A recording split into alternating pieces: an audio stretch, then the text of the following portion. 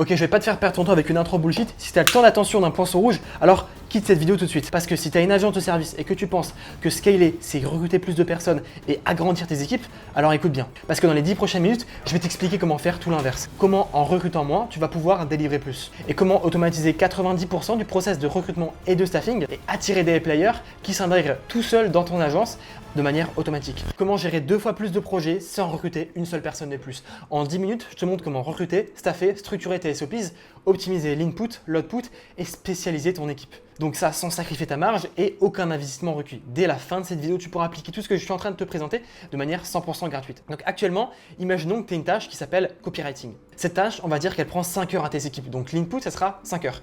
À la fin de cette vidéo, tu seras capable, pour la même tâche, de faire en sorte que tes équipes réalisent le copywriting en l'espace de 3 heures. Et ça, sans recruter une seule personne de plus. Alors la première question à te poser, c'est quand et où déléguer. Il ne faut surtout pas que tu délègues quand ça te saoule. C'est la pire erreur à faire. Tu dois déléguer même ce que tu aimes faire. Et pourquoi ? Parce que ton objectif, c'est de transformer ton business en une suite de tâches hyper spécifiques. Donc tu dois découper toutes les tâches de ton business en fonction des compétences requises. Donc par exemple, là on est sur une agence, encore une fois de copywriting, de landing page, pardon. Donc au début, il y a le marketing, le closing, donc sous forme d'appel, donc ça c'est à chaque fois des compétences de plus, le copywriting, le wireframe, le dev, et la livraison. Et chacune de ces tâches requiert des compétences différentes. Et tu dois recruter une personne pour chacune de ces tâches-là, une personne différente. Parce que c'est beaucoup plus simple et puissant de trouver quelqu'un qui excelle sur un seul domaine que de chercher la licorne qui fait tout de manière multitâche. Ok, j'ai fait un schéma pour t'expliquer. Ok, donc là, j'ai comparé le généraliste et le spécialiste. Le généraliste, il va être très bon sur un large domaine de connaissances, mais il va pas avoir un niveau de compétence très élevé parce qu'il va être bon un petit peu partout. Au contraire, par contre, le spécialiste, il va avoir un domaine de connaissances très faible, il va avoir un niveau dans cette compétence-là qui sera extrêmement élevé. Ce qui est très fort, c'est quand tu vas recruter plein de spécialistes. Pourquoi ? Parce que tu vas pouvoir couvrir un plus large domaine de connaissances et avoir un niveau de compétence extrêmement élevé et délivrer une qualité inégalée. Résultat, quand tu pars dans cette configuration-là, tes spécialistes, ils seront dans leur jeune de génie. Comment recruter en masse et comment recruter des spécialistes en automatique. Ce qu'on utilise chez Infrastructure, c'est un funnel de recrutement. On a d'abord le formulaire de segmentation. C'est là où tous nos leads, donc en fait, il faut se dire que c'est comme un funnel pour tes clients, c'est la même chose pour le recrutement. Tous tes candidats, ils vont d'abord tous arriver dans un formulaire de segmentation. Une fois que tu arrives à ce formulaire de segmentation, tu vas soit en virer quelques-uns si ça t'intéresse pas, tu vas disqualifier certaines personnes et tu vas les faire passer sur un test numéro 1, un test technique. Ensuite, un test numéro 2 qui celui-ci est facultatif, c'est uniquement pour les tests. Voilà, si tu as besoin de tester en plus en profondeur. Et ensuite, tu vas dériver sur un call. Et ensuite, si le call se passe bien, tu peux le staffer. Voilà. Donc, pour que ton funnel de recrutement soit vraiment efficace, tu dois tester au moins 50 candidats par poste. C'est extrêmement important. Si tu testes moins de 50 personnes par poste, analyser les candidatures n'aura tout simplement aucun intérêt parce qu'il y a tellement peu de chances que tu trouves ton player. Ok, comment se déroule et comment est composé un formulaire de segmentation? Qu'est-ce que tu dois mettre dans ce formulaire? Donc tout d'abord, ce qu'il faut absolument inclure, c'est une HSL. Donc Hiring Sales Later. C'est un peu comme une VSL, sauf que c'est pour le recrutement, dans laquelle tu vas expliquer tes expectations à propos du recrutement, qu'est-ce que tu souhaites. Voilà, ne mens pas, ne dis pas au candidat que plus tard il va peut-être avoir un meilleur rôle. Ça sert à rien de lui mentir, sois concret, dis directement ce qu'il attend. Une fois qu'il sera staffé là dans la semaine qui arrive, tu dois quand même lui donner envie, lui expliquer pourquoi il doit travailler chez toi, quels sont les avantages à travailler pour une agence. Tu veux lui expliquer que voilà, tu as un environnement, tu as une bonne équipe, etc. Là, ça dépend des bénéfices que tu peux lui proposer. Ensuite, tu lui demandes son nom, prénom, email, téléphone, âge, etc. Tu lui demandes ses expériences et niveaux sur compétences clés. Donc là, tu lui demandes de faire une liste de toutes les expériences qu'il a eues précédentes sur la compétence demandée. Tu peux lui demander les langues qu'il maîtrise, son niveau. Donc là, c'est tous les détails qui sont nécessaires, minimales, qu'il a besoin pour travailler avec toi. Tu peux lui demander aussi son portfolio et des exemples concrets de ses travaux, les disponibilités qu'il a par semaine, le taux journalier horaire donc, que tu lui payes et le prix estimé pour une mission type. Donc là, ça dépend. Parfois, c'est mieux de demander le taux journalier, parfois c'est mieux de demander le prix pour une mission type, ça dépend de ton type de mission. Ce que tu ne dois surtout pas faire, c'est des questions sur la vie privée, évidemment, des questions trop libres, parlez-moi de vous, des questions qui n'ont pas de cadrage, parce que là, souvent, les personnes ne sauront pas quoi répondre. Elles ont envie de répondre de manière rapide, efficace, sans même devoir réfléchir. Donc, tu dois vraiment réduire toute la friction. Et trop d'étapes ou de pages, donc ça doit rester rapide et fluide à remplir. Vraiment, garde tout de manière concise, ne commence pas à faire des longs documents que personne n'a envie de lire. Tu dois maximiser le nombre de personnes qui vont répondre à ton formulaire de segmentation. Ensuite, tu as le test technique numéro 1. Le but, c'est écarter les candidats faibles techniquement. Donc, il doit durer durer 30 minutes maximum, pas plus, parce que sinon il y a pas mal de gens qui ne voudront pas le réaliser. C'est un exercice simple, très concret et très proche du job demandé. Ensuite, tu fais un exercice numéro 2. Donc là, c'est pas forcément nécessaire. Par exemple, si tu as une agence de copywriting ou peu importe, tu recrutes des copywriters, un test, ça suffit parce que pour écrire une page, ça prend pas non plus énormément de temps. Par contre, si tu as une agence, je sais pas, de 3D, de motion design, une agence qui demande des compétences plus complexes et plus profondes, un test technique numéro 2, ça peut être intéressant. Le but, c'est de confirmer le niveau réel. Donc, si tu as encore des doutes sur son niveau technique, il doit durer max 2 heures, donc tu vois que c'est plus long. Le format, donc c'est une mission complète, cas réel. Alors mission complète, il ne faut pas non plus abuser, mais c'est une petite mission complète qu'il pourrait avoir en tant que prestataire pour vraiment le tester. Ensuite, tu auras un call. Et là, le but, c'est de vérifier la communication et le feeling parce que c'est extrêmement important. 15 à 30 minutes d'échange simple, ça peut durer plus. En vrai, de 15 à 30 minutes, c'est assez faible. Ça peut durer 1 à 2 heures, vraiment, si tu es sur un très haut poste assez important. L'objectif, c'est s'assurer qu'on peut bosser ensemble. Et voilà, la décision, c'est à partir de ce moment-là, tu vas faire go ou no go pour le staffing. Est-ce que c'est bon? Est-ce qu'on part sur le staffing? Parce qu'une fois qu'il est dans la phase de staffing, vous prenez comme un engagement avec lui. Donc, le but du staffing, c'est de démarrer la collaboration, onboarding automatique dans son espace. Donc là, je vais t'expliquer juste après ce que ça veut dire. Et sur Airtable, tu vas pouvoir mettre une liste des tâches à accomplir avant de commencer. Donc s'il doit lire des SOPs, apprendre à faire des choses, comprendre comment fonctionne ton agence, c'est important de faire des tâches qu'il doit accomplir à chaque personne que tu vas staffer. Tu peux aussi créer une période d'essai, donc de 7 jours, et c'est pas forcément très sûr. La philosophie qu'il y a derrière le recrutement, c'est que recruter, c'est égal à vendre. C'est la même chose. Tout le funnel là que tu vois ici, il respecte des principes de marketing, il respecte des principes de vente que tu dois tout le temps respecter. Donc si tu peux un petit peu différer, tu peux faire un funnel différent avec des étapes différentes si tu penses que c'est nécessaire, mais garde en tête que tu dois démarrer vers une étape progressive sous forme d'entonnoir, d'accord? Tu peux pas lui demander de faire un test technique qui va prendre 2 à 3 heures au bout de la deuxième étape.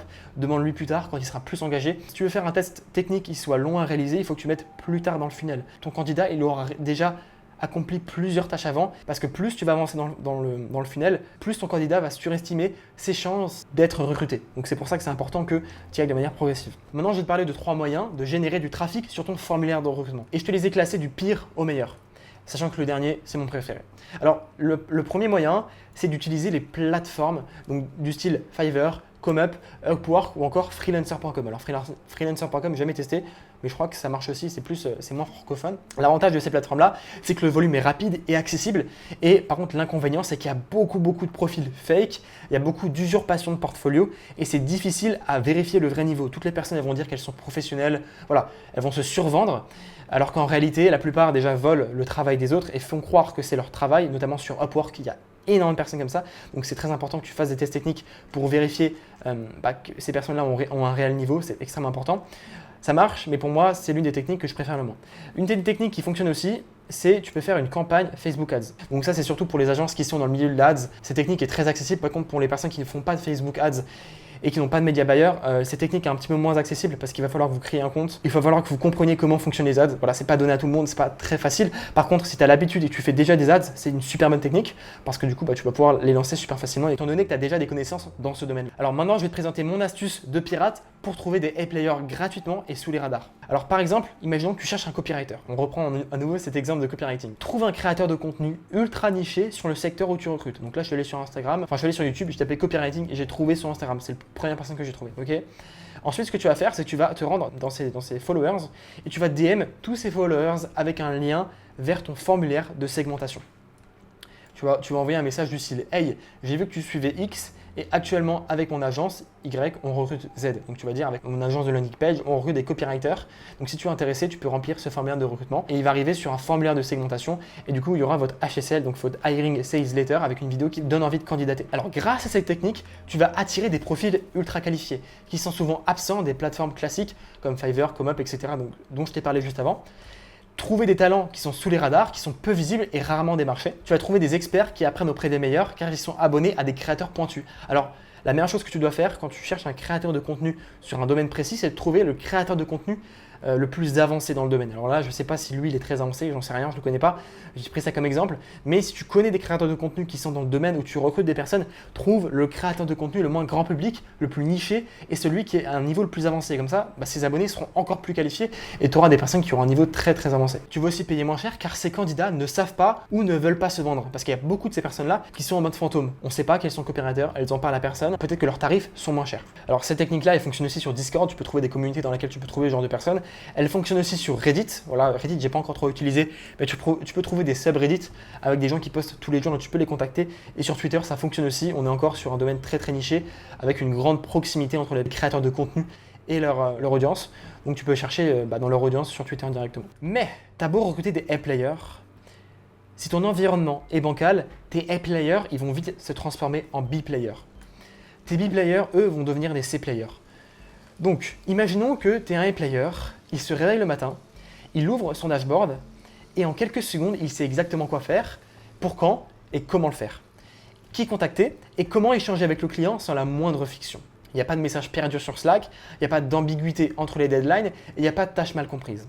Ça, c'est possible grâce à son espace privé Airtable, dans lequel il va pouvoir avoir le tracking de ses deadlines, le tracking des projets, donc les projets sur lesquels il est assigné, le suivi des projets, donc il va pouvoir voir le nombre de projets qu'il a complétés durant ce trimestre, durant ce mois, le nombre d'heures qu'il a travaillé. Il va aussi pouvoir inscrire ses disponibilités. Comme ça, quand le système va automatiquement assigner des tâches, on ne va pas l'assigner à la personne qui n'est pas disponible. Bref, un système complet qui va entièrement lui faciliter son travail. Il va savoir sur quoi travailler en un coup d'œil. Et pour rendre tout ça possible, il faut des SOPs ultra clairs, accessibles depuis l'environnement de ton A-player. Que tous tes SOPs ils soient répertoriés dans ce même espace Airtable pour qu'ils puissent les trouver en un clic. Mais attention, parce qu'un bon SOP, ce n'est pas une suite d'étapes qui sont ultra basiques. Du style, voilà, clique ici, clique là, crée-toi un compte, appuie sur ce bouton. Parce qu'en fait, si tu as recruté des bonnes personnes, ils savent déjà faire ça. Donc ça ne sert à rien de leur expliquer ça, tu vas juste leur faire perdre leur temps. C'est pas non plus un tuto qu'on retrouve sur Google et qui répète ce que tout le monde sait déjà faire. Les SOPs, en fait, ils doivent être écrits spécifiquement pour l'entreprise et c'est toi qui dois les écrire ou alors quelqu'un de ton équipe. Et c'est pas non plus un manuel ou une checklist sans fin parce que plus c'est long, moins tes SOPs vont être lus et plus ça va créer de la friction pour les lire. Un bon SOPs, c'est un SOPs qui est actionnable. Il faut éviter la théorie. Il faut éviter tout ce qui est principe premier, parce que tout ce qui est principe premier et théorie, ça c'est dans la vision de ton entreprise, ça n'a rien à voir.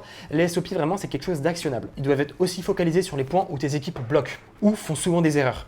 Alors tu n'as pas besoin de documenter l'évidence, mais l'essentiel c'est vraiment de documenter les points les plus compliqués de la prestation. Tes SOPs aussi ils doivent être d'un niveau avancé. Ils doivent aller plus loin que les basiques. Ils doivent apporter de la valeur à quelqu'un qui a déjà de réelles compétences. Tes SOPs ils doivent être aussi ultra digestes, sans aucune friction.